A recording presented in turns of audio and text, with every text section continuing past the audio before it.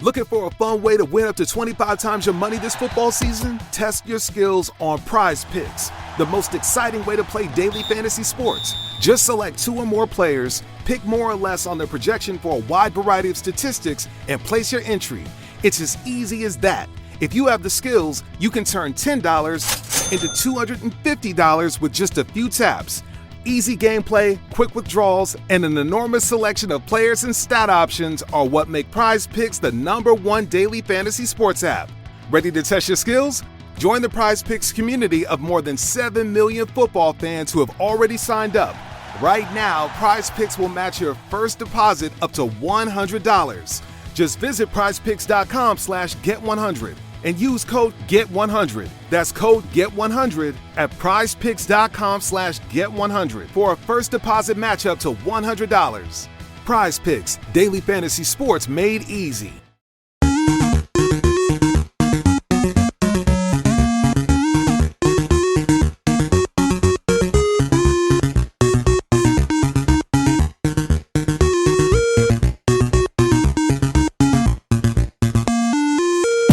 Hey guys, welcome back to Three Terrible Gamers podcast. This is episode 66, and I'm here with Colin. Hey guys. Feels good to be back. Probably be a little rusty, at least I will be, so we'll go ahead and jump into it. These are topics that were left over from our last episode a couple weeks ago now, but 505 Games layoffs. Yeah, another gaming company blaming the player base for their company decisions.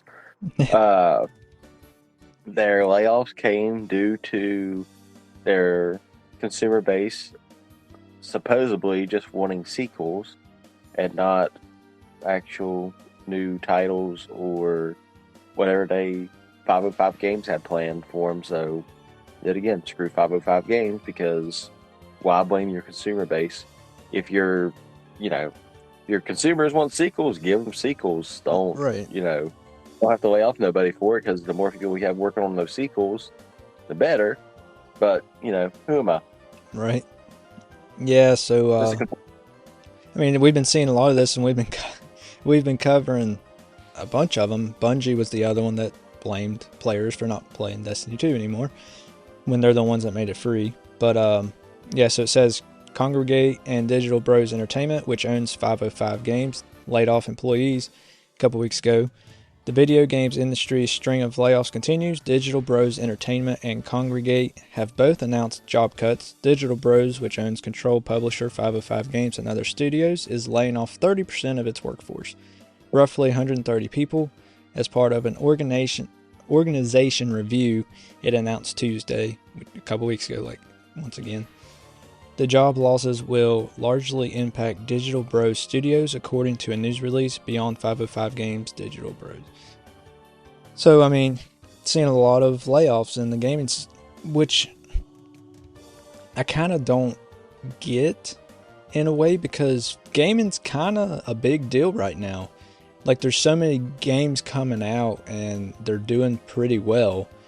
So I'm kind of not really understanding the layoff situation, why there's so many people getting laid off, unless those games are releasing and they don't need them anymore, and then they're laying them off after they're done, releasing a game, which kind of sucky on the company's part on that side of it. Yeah, but they have to place their blame somewhere other than themselves. It's our fault, that as the consumer, it's our fault that they're laying people off. It's not their fault. No. Yeah. It's our fault because, may as well blame people who's going to pay for your games. Right, yeah, that makes sense. Make them mad at you, and, they won't buy any of your games, and you'll have to end up going bankrupt at that point.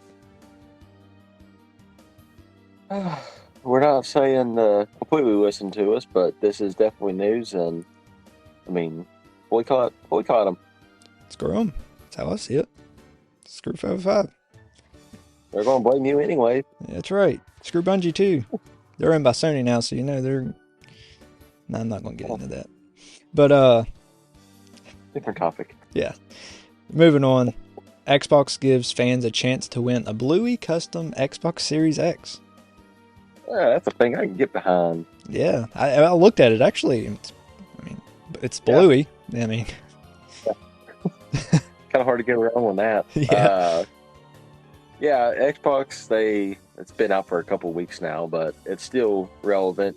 In the time this episode releases, you have until, I believe, Thursday, so you got 2 days to register it on thing, and it's simple. You just got to go on X, obviously formerly Twitter, and you just have to go on the Xbox thing and repost that thing with it. So if you have a Twitter account, you can enter for your chance to win by December 13th, and hopefully win a Bluey console out of it. Well, they're only doing one, so yeah. I mean, chances aren't very high, but you might be the lucky winner. I don't have a Twitter, so I'm not planning on doing it. But so yeah, it says we're thrilled to introduce a custom Bluey themed Xbox Series X console.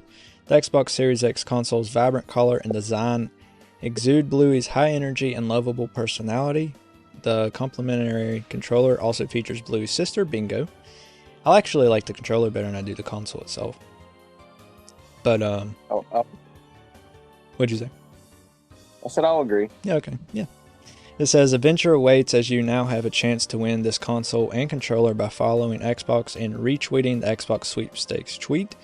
The action begins, it was a couple weeks ago, and wraps up on December 13th, it says.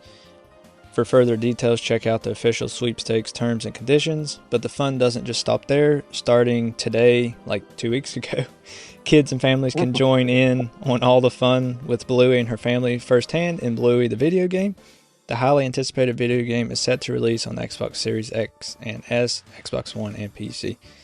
So yeah, there's a Bluey video game as well. I looked at the trailer. I mean, it seems okay. I mean, it seems like it takes part from a couple Bluey episodes and turns them into actual gameplay. Yeah, I've seen a few gameplay, like people actually playing the game and stuff. It seems like a kid's video game. I mean, ain't nothing wrong for it if you got kids. I know I'm going to wind up getting it. Yeah, I thought about getting it for my son as well. But yeah, so Bluey, Xbox Series X, and Bluey the video game. I guess it would have been a good thing to have the Bluey Metacritic score, but I don't have that. Colin's going to do it live. Right here. Switching my phone around if you're watching live. I mean, it might be interesting to see some Bluey speedruns on Twitch or something. Yeah. See that speedrun community. Yeah. I mean, they'll speedrun anything, so I'm sure it'll be a thing, or if it's not already.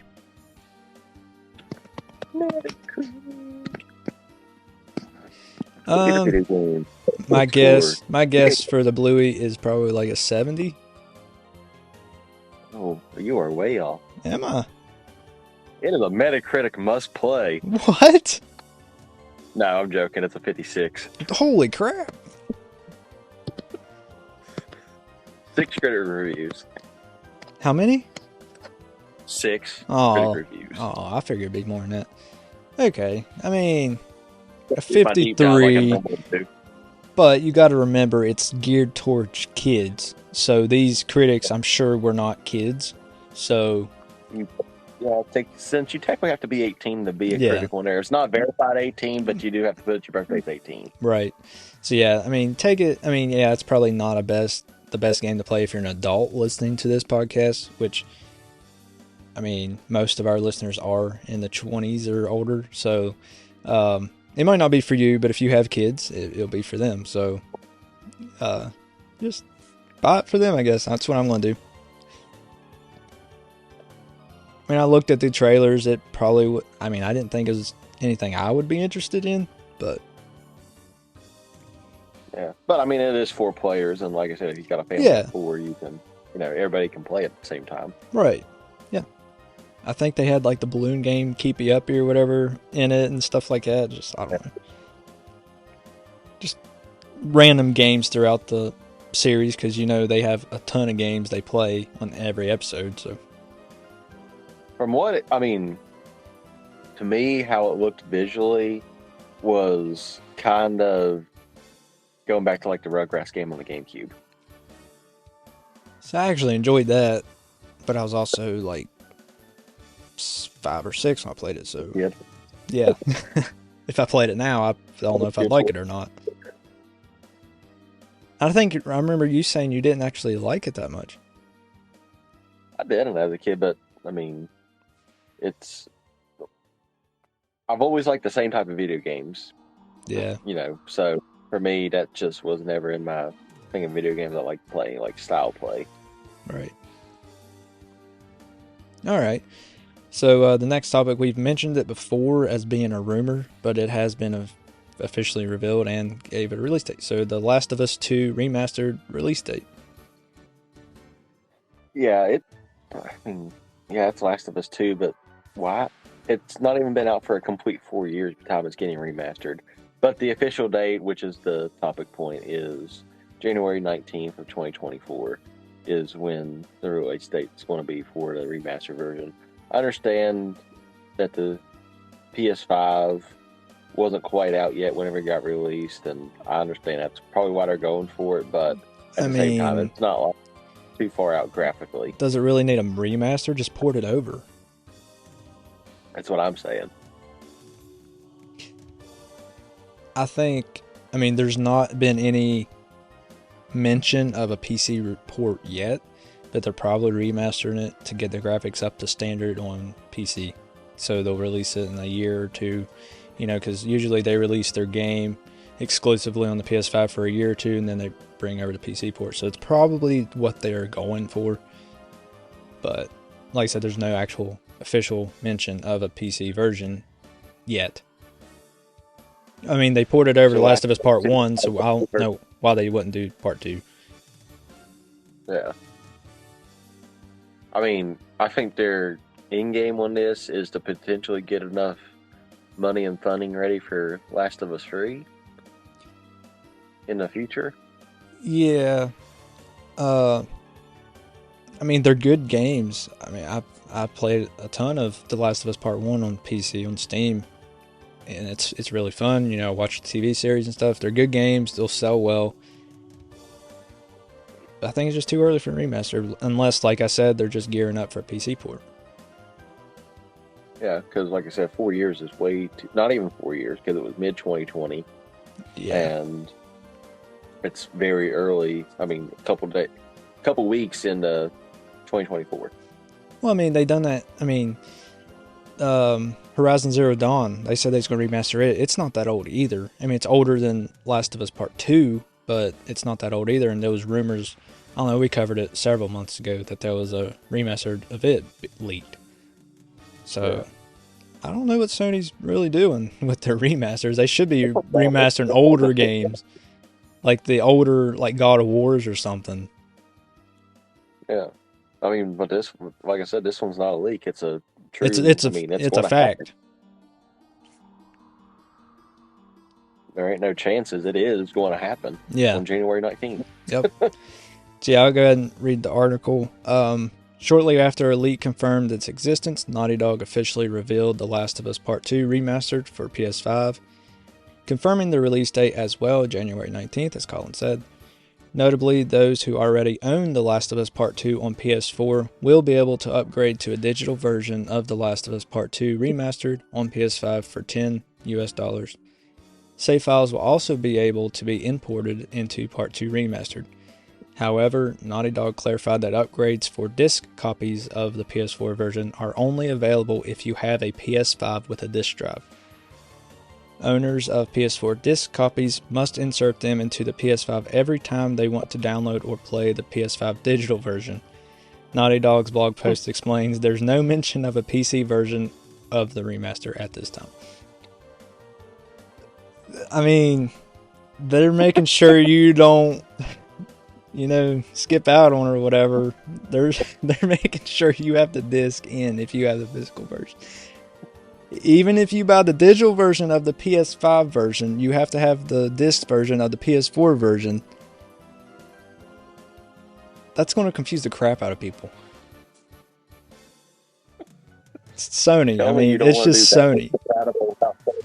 You don't want to do backwards compatible. We'll go first. I don't get it, Sony. Like, why do you have to make this so complicated?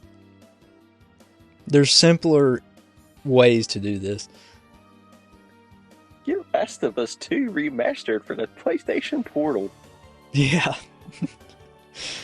Sony, man. I mean, you make good games, but man, you are so weird.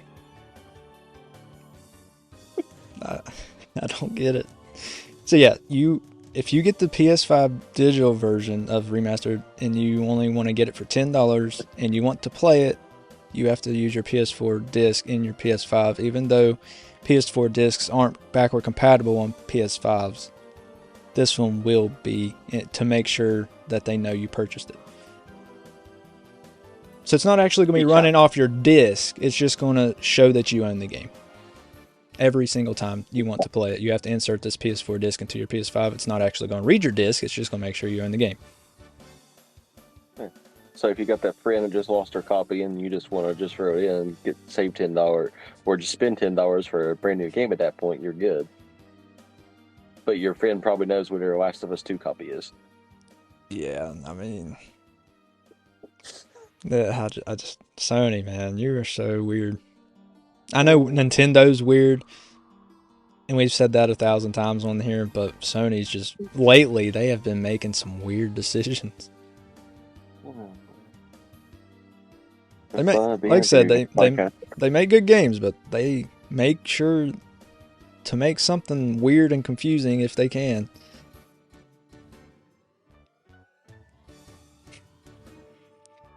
Alright, moving on.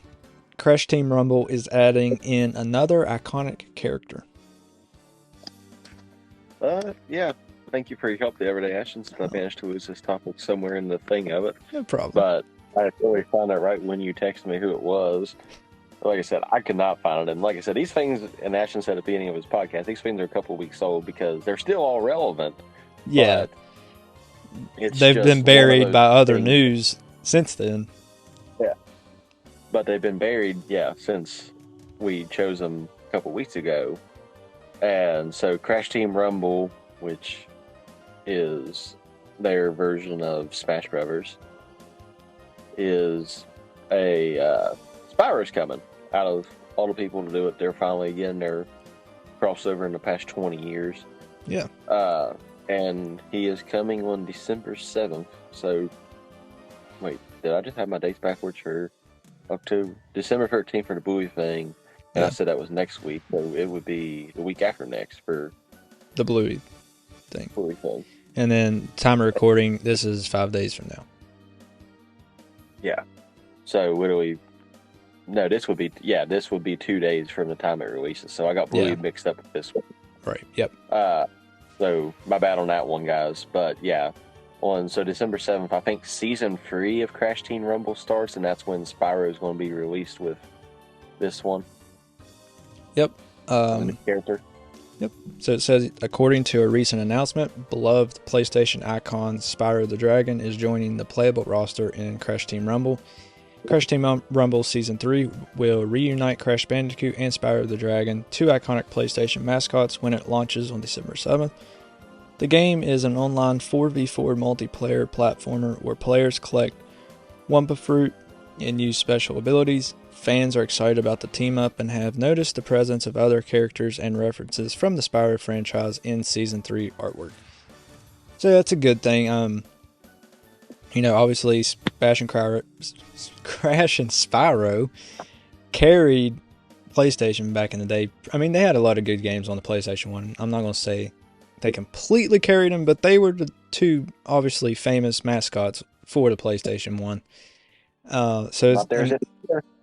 Huh? Not anymore. Nope, now they're Xboxes, technically.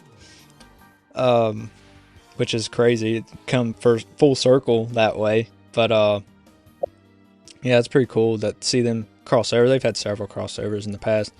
Two that really come to mind are on the Game Boy Advance. There was 2 games where they crossed over. Pretty fun. But, yeah, I mean, usually when you think of one, you think of the other. It's somewhere in your mind. So it's good to see him come back and apparently fight it out one more time. So, yeah, good. I mean, As big as that was back in the early 2000s when we was kids, I remember when they had the Happy Meal series with those two. Yeah. So like every single time you think of one, usually you think of the other. I'm waiting on Spyro 4, which was leaked, a rumor, a couple weeks ago, or about a month ago. We talked about it, but they have Crash 4, so Spyro 4 better be a real thing. For Crash, it's only fair now. Right, you have to, and Xbox is taking over Activision. Be a good idea for them to do that. Flickering lights and hot switches can be annoying. They can also signal a major problem or electrical emergency. So leave it to the pros and Mr. Sparky. 888 Sparky. Independently owned and operated. Licensed in the respective state or county. Looking for a fun way to win up to 25 times your money this football season? Test your skills on Prize Picks, the most exciting way to play daily fantasy sports. Just select 2 or more players, pick more or less on their projection for a wide variety of statistics, and place your entry. It's as easy as that. If you have the skills, you can turn $10 into $250 with just a few taps. Easy gameplay, quick withdrawals, and an enormous selection of players and stat options are what make Prize Picks the #1 daily fantasy sports app. Ready to test your skills? Join the Prize Picks community of more than 7 million football fans who have already signed up. Right now, Prize Picks will match your first deposit up to $100. Just visit prizepicks.com/get100 and use code GET100. That's code GET100 at prizepicks.com/get100 for a first deposit match up to $100. Prize Picks, daily fantasy sports made easy. All right. We are finally on this week's topics. The Xbox app has a new compact mode for Windows handhelds, like the ROG Ally or the Lenovo Legion Go. Yeah, the new compact mode, in air quotes, that makes the Xbox PC app a little bit easier to use in handheld gaming PCs, is available now for download. The company has been testing the compact mode, but thanks to an update to the Xbox PC app, you can now try it for yourself, according to the Xbox Wire blog post. So, don't have a gaming PC, or a compact one anyways at that. So, for me, I don't really know. I'm sure Ashton's already tried it. I have. At time of recording. I mean, honestly, there's not much of a difference that I can tell. I mean, it says the big change for compact mode is that the sidebar collapses down into icons, meaning that the sidebar takes up less real estate. The new mode should work well on devices like Asus ROG Ally and Lenovo's Legion Go, like I already said. And Microsoft says that it's working with Asus and other manufacturers to ensure that compact mode is enabled by default on your handheld devices. So, like I said, there is a slight difference, but it's nothing mind-blowing or, it's going to make your everything so much easier. It's still Windows on a handheld, so it's not much difference. I mean, I'm happy that Microsoft and Xbox is acknowledging that these handhelds are actually a thing. What I'm waiting on is an actual Windows handheld mode, like not just the Xbox app, but the entire Windows operating system to be friendly with a handheld. That way you don't have to use a mouse, because these machines have built-in mouse key mapping, like on the ROG Ally, the right stick can be used as a mouse if you want it to be. So that does help, but if they make an actual Microsoft Windows handheld mode, that won't be necessary. If that way you can just use the left stick or whatever to navigate instead of have to use the mouse. So maybe in the future they'll do something like that. Hopefully, since they're actually acknowledging that these things are a thing and making the Xbox app a little easier to work with. Yeah. Alright, we will move on. GTA Trilogy coming to Netflix, but not in the way that you think it will. Yeah, I hope I got the way. I don't think it will, but Netflix is bringing the trio to mobile of mobile Grand Theft Auto games to the users to launch. I got this off the website. Don't even remember what website it was. I usually just paraphrase everything, but it was just simpler to do everything this way this time. So don't get me for plagiarism. I put the sources of my stuff in there anyway, so good. Games to the users with the launch of the Grand Theft Auto Trilogy Definitive Edition on December 14th. A free game the game will arrive as Netflix looks to boost its slow-growing video game business, while hype grows for the next GTA installment, Grand Theft Auto 6, as we covered before on the podcast with the leaks and everything, which I think the trailer is supposed to come out here in the next week or so. The 5th, I think? 5th or 6th? 6th? 7th? I don't know. 6th, One of those days. I don't remember. It's the single digits. I do know that. December single digits.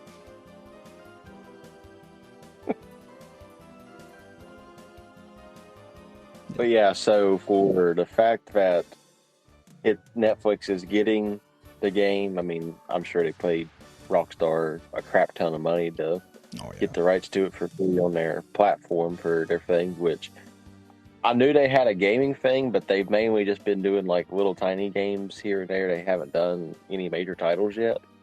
Right. So, I mean, that's good. If you have the Netflix gaming, I still don't even know how to get it or how it works. And well, if you have Netflix, you're automatically enrolled. You just have to download the game to your device.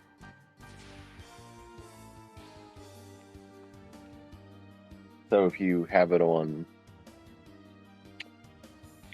I'm saying it my way because I just got a smart TV, so it would just automatically be on my TV through Netflix. Not your TV, your phone. Related if your console or phone. Your phone. I think it's only mobile devices. So it's going to... Okay, yeah, mobile, it's come up in that thing. So it's going to work like an emulator at that point? Technically, I guess. The only thing I've played from the Netflix is TMNT Shredder's Revenge. They do have that on Netflix or whatever to play. So that's the only thing I've actually played on it. And I think I just looked it up on Netflix's website and there was a link to download it, I believe. It was on not my Ally, my Odin. My Aunt Odin. So it's an Android-based handheld. So it was pretty easy to download. So, yeah, it says Netflix's video game division has some good news for Grand Theft Auto fans agonizing over the years-long wait for the release of Grand Theft Auto 6's release. Netflix Games is rolling out Grand Theft Auto The Trilogy, the Definitive Edition, on the App Store, Google Play, and its own mobile app on December 14th. So maybe you can get it through the Google Play Store now. Anyway, the company said Wednesday the Remastered Trilogy, which has been optimized for mobile gameplay, includes 3 popular titles from the famous franchise, Grand Theft Auto 3, Vice City, and San Andreas, according to statement. And I don't need the rest of that. So what I said was it's not coming to Netflix the way you would think it was. When I say Grand Theft Auto is coming to Netflix, you would think that it's some kind of movie or TV show. No, it's the game. So, a lot of people don't even know Netflix has a gaming division at all, because it's not really that popular. Like I said, there's not many big games on there. The only one that I know of is Shredder's Revenge, because it's a fun game. But apparently, yeah, it's available on the App Store if you have an iPhone, Google Play Store if you have Android-based device, so, or on their mobile app, it says. So, any of the 3.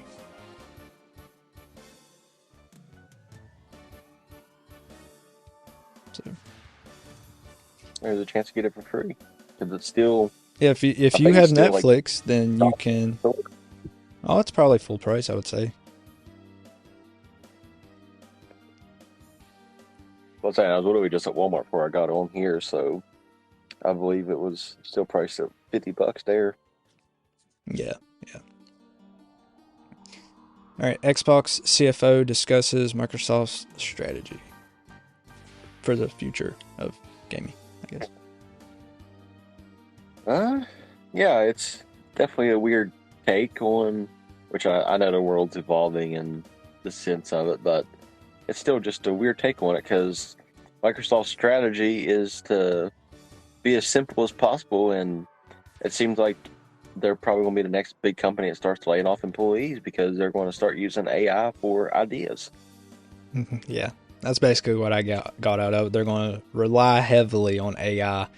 So, like, games that are similar to each other, like the Forza games, they're going to use AI to fill in the gaps so they don't have to do as much work. So, yeah.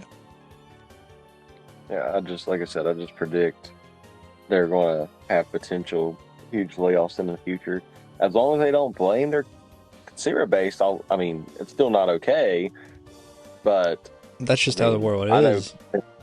Yeah, they say companies and corporations at the end of the day, they're going to take the shortcuts and the cheapest route. I mean, that's just what they're going to do. Save the company the most money. Yeah. I mean, it'd be nice if they could move the devs to another place, another game, or whatever, another studio, because they got a ton of studios now. They've bought a lot over the years, so maybe they could move them to them or something.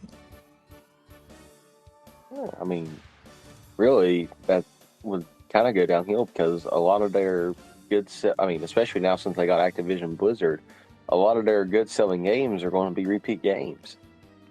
You got your, Forza has 2 separate series. You got the Motorsport and you got Horizon. Yeah. So you got those titles, and then your Halos, Call of Duties. Yeah, that's gonna suck, but I know the Halo franchise is already seeing some layoffs. Whoever makes Halo now, I can't remember what studio exactly it is inside Microsoft. 343? Yeah. I knew it was a number because we said 505. I was going to say 505. That's not right. We just talked about them. I knew it was another number. Yeah, it's 343. Yeah, we talked about them on here as well. But yeah, so Xbox Chief Financial Officer and Corporate Vice President of Finance and Operations, Tim Stewart, spoke about the application of AI to the gaming business and acquisition of Activision Blizzard, the business model based on Game Pass, and how Microsoft measures success in gaming. Stewart also explained that the move to Game Pass Core from Xbox Live Gold was motivated by the idea that paying for multiplayer feels outdated. Yet Microsoft has millions of people doing it, so they decided to migrate them into a Game Pass catalog. I basically skipped the whole AI part because that was the main thing.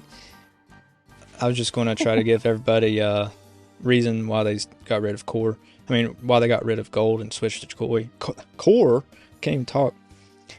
And they also said that they didn't say it outright, but Stewart implied that they're going to get away from consoles in the future and just focus on Game Pass. Just sell their Game Pass subscription to PlayStation, Nintendo, and other places that they want to get it on every screen they can. And so they're going to basically focus on that instead of the console. I don't know if that's their plan. They're not going to release another next gen, or if that's 20 years down the road. I don't know, but that was basically implied in one of his quotes. But that makes sense since they're trying to, especially still over here and not necessarily in the UK anymore, obviously, because of the cloud gaming rights. But, I mean, that does make sense to an extent, but, I mean, just think how much money they made off consoles. I mean, I know if you do everything cloud-based, you don't have to pay for anything, and people are just paying you to run the servers, and that's the only thing that you're maintaining is servers. So, I mean, I guess it would make sense, especially if they are able to migrate past the PlayStation and Microsoft Nintendo players. I mean, you got to think. I don't know. I'm just guessing that more people have Game Pass than have Xboxes. Maybe not total Xboxes like Series X, Xbox One, and stuff like that. I'm saying just the next generation console, Xbox Series S and X. I'd say more people have Game Pass than have those consoles specifically, which that's not really a fair argument either, because Xbox One exists too. But I'm just saying, like, I don't even play my Xbox anymore because I have a PC. I can play Game Pass on PC. And other people do that as well. And you don't even need a PC for Game Pass. You can get cloud gaming. You do it on your TV. You can do it on your phone. You can do it on any device, really. So you don't really need an Xbox anymore to play Xbox games, and I think that's what they're going for. Yeah, they save money by making consoles. You are getting their return on it, but yet again, like you said, not many people have bought the Series X or S. No, I mean, I still don't have one, and I might buy one eventually for collector's reasons when they're cheap and several years down the road, but I don't need it. I can play it on my phone, I can play it on my iPad, I can play it on my PC, whatever, because it's available on almost every device. Yeah. Only thing that sucks about playing on TV is what it always says beta the whole time, even though it's not a beta, it's a true thing. Yeah. I guess cloud gaming itself is in beta. It's always been in beta since they released it. It's still in beta, but that's just a cloud gaming side. If you download it to your console or your PC, obviously it gets rid of it because you're not on the cloud gaming part anymore. Yeah. But yeah, so I can see it coming sooner than later that they're not going to release consoles anymore, because obviously they're sticking with Game Pass. They're not going to get rid of it. If it comes between consoles or Game Pass going, it's going to be the consoles that are going to go away. Because, I mean, to be realistic, the only generation of Xbox that's been crazy successful is the 360 era. Every other one hasn't. Yeah, they've sold enough to keep going, but the PlayStation 4, PlayStation 5 so far has outsold the past two generations. So I don't know, they might just get rid of it altogether if they're, because Japan, Sony and Nintendo are Japan-based companies, so Japan is a big gaming market, so they definitely sell more than the Xbox, obviously, because it's not from there. So that makes a big difference where your console's based out of. And yeah, so I just see Xbox going away from it sometime in the future. Obviously, the article says it in black and white, but well, it didn't come out and say it, but that was basically what he was referring to. And people have thought about it for years, since Game Pass became big. And for a business standpoint, it kind of makes sense, too. Yeah, how many $15 a month subscription can I sell, especially on different consoles, opposed to... I mean, as many games are on there, and with them buying Activision, it's a good deal. Because there's going to be a nice chunk of good games coming from Activision. And then there's just going to be more and more from other companies as well. Like EA, I mean, they kind of suck, but they do have some good games here and there. Capcom has some on there. There's just a bunch of companies that have some on there.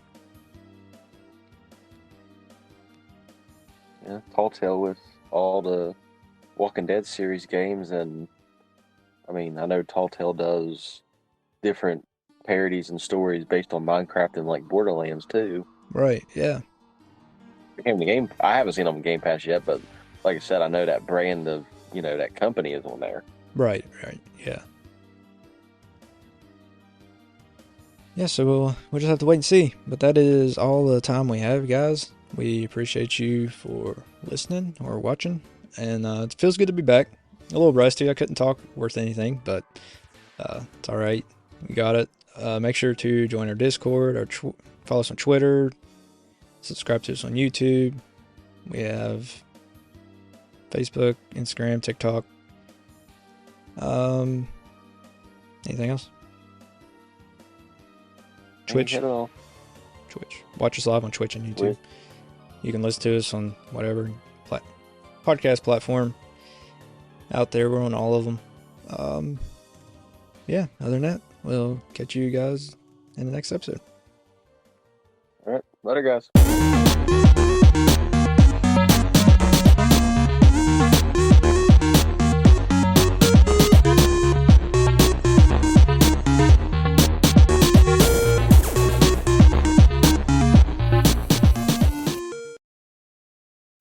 Mike Rowe here with a few thoughts on my favorite sweatshirt. A classic zip-up hoodie that used to be navy blue but has since faded to what the fashionistas call a distressed indigo. It's 13 years old, soft as a flannel bathrobe, and after a few hundred dirty jobs, demonstrably and undeniably indestructible. This is the kind of sweatshirt girlfriends like to permanently borrow. But I've held on to this one because I got it from American Giant. American Giant makes all their stuff right here in the USA so they can control every link in their own supply chain. That matters because when you buy American Giant, you not only get great quality, you create jobs for people in factory towns all over the country. No pressure, but if you give a damn about the business of making things in America, you got to support the companies who are doing it right. Go to american-giant.com/Mike to get 20% off your first order. That's american-giant.com/Mike. Looking for a fun way to win up to 25 times your money this football season? Test your skills on Prize Picks, the most exciting way to play daily fantasy sports. Just select 2 or more players, pick more or less on their projection for a wide variety of statistics, and place your entry. It's as easy as that. If you have the skills, you can turn $10 into $250 with just a few taps. Easy gameplay, quick withdrawals, and an enormous selection of players and stat options are what make Prize Picks the #1 daily fantasy sports app. Ready to test your skills? Join the Prize Picks community of more than 7 million football fans who have already signed up. Right now, Prize Picks will match your first deposit up to $100. Just visit prizepicks.com/get100 and use code GET100. That's code GET100 at prizepicks.com/get100 for a first deposit match up to $100. Prize Picks, daily fantasy sports made easy.